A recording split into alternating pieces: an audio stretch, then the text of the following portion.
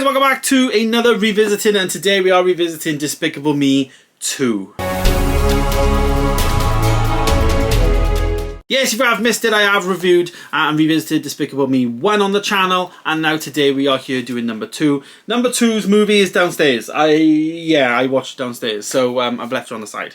And I can't bother to go and get it, because I might be filming for a few back-to-backs. So, anyways. Number 2 then follows the story and the, and the continuation of the first movie. Now, Gru is retired. He gave up being a villain. Obviously, the first movie he had 3 children, and basically, yeah, it just goes into number 2 is just carries on, I guess. Gru's now a father. It starts with like a birthday party for I think it's Agnes's birthday party, and he dresses up as a princess. Like, he has developed as a character massively in terms of being this really evil villain who wouldn't even answer the door to young kids because of thing. He really just wanted to steal the moon and be the best villain that he could be, and that was the premise of his journey, really, throughout all of them. But now he's dad, and he puts that first, and he's recruited in this one by the Anti-Villain League, which is basically the police, isn't it? Just the police.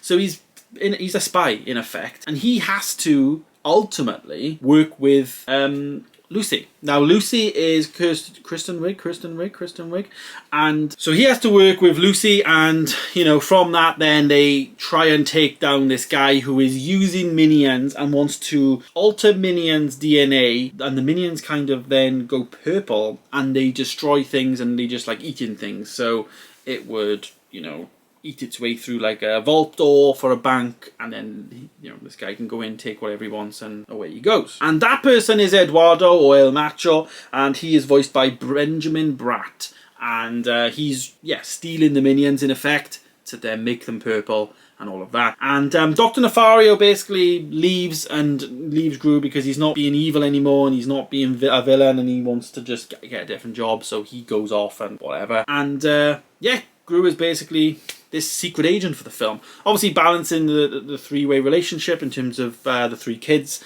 and himself being a stepdad and all of that. I will say this film does enhance more minions. The whole centre of the plot, as I said, is about the minions. Minion Mania after the first movie, of course, took off, and there's just way more minions in this film. Even just the individual scenes of just minions on their own. And I found it to be a bit annoying because I really liked, what I liked about the first one was that growth. The kids in the second one were hardly there. All they were doing was, they did a Mother's Day speech, one of them did. It was the birthday party at the beginning, and there was a little bit about like falling in love with a guy or whatever, and it just didn't really work out. But that's all the kids were in it, and I was really disappointed in that because the first film really did hone in on those kids and that journey.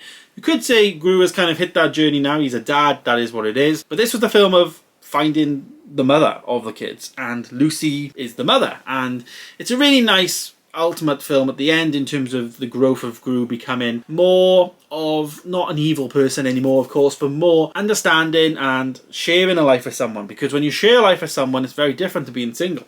I know, let me tell you. You have a lot more freedoms, you have a lot more things that you can do when you're not with somebody, and you've got to take somebody else's feelings into consideration and all that. And that would have been totally against Gru in the first scene of the first movie, He wasn't sharing his life with anyone. So it's really nice in that sense in terms of his journey and the amount of minions in the film, of course. But I think there's a weakness there for me in terms of the kids. Now, I hope in the third movie, as again, I am revisiting these, I have seen these occasionally, they've been on the TV in the background, I know of them, I've seen them, but the story-wise, it's very hard for me to come back and remember. But by the time I get to the third movie now, I'm really hoping the kids come back into it, into their own. And then, of course, we've got the 4th movie as well, which is coming out in cinemas this weekend. So, rating the film, what did I rate Despicable Me 2? I thought the whole thing with the moon in the first one was way better than the plot of this film in terms of those minion eating mental things and purplifying all the minions and all that. Didn't really like that, to be honest, in terms of the plot, but I think the only thing that was good about the plot was the Anti-Villain League, Gru and Lucy working together, then ultimately falling in love, of course,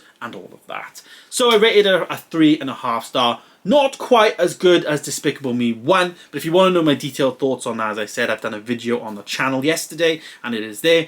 But stay tuned. Number 3 is going to come soon. Tomorrow I'll be watching and revisiting that. And then, of course, we'll have number 4. And then I'll be ranking all of the Despicable Me movies from worst all the way up to best. So yeah, there it is. Thanks for watching, guys. Stay tuned for more videos coming soon. And, of course, I'll see you in the next one.